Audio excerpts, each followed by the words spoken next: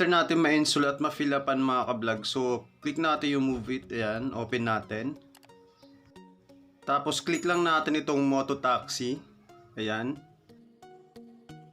And then dito tayo mapupunta, so click lang natin itong Where To, ayan, click natin yan. And then dito sa current location, dito natin ilalagay yung ating pick up location. So ayan, click natin yan, and then i-type natin kung saan tayo pipick upin.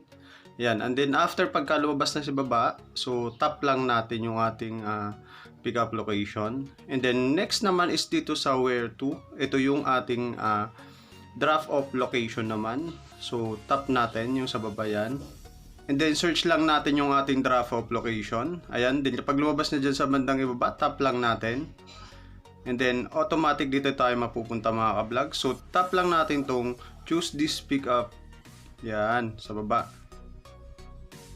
And then ayan, makikita natin yung total amount ng ating babayaran. So ngayon, pag okay na, click natin yung book sa ibaba. Ayan. And then ayan, so looking na siya ng driver natin. So ayan mga ka-vlog, bali may nag-pick up na ng ating booking.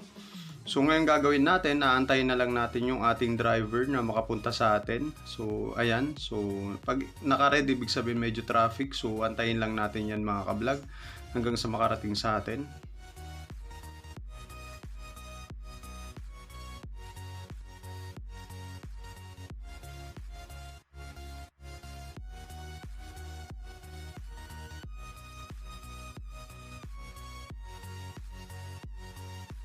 Then ayun mga ka-vlog, your driver has arrived. So ayun, andito na yung ating driver. So sasakay na muna ako mga ka-vlog, and then hanggang makarating na sa ating drop off location. So ayun, pagkasakay natin mga ka-vlog, ayan, ganito, lalabas ulit yung map kung saan tayo pupunta.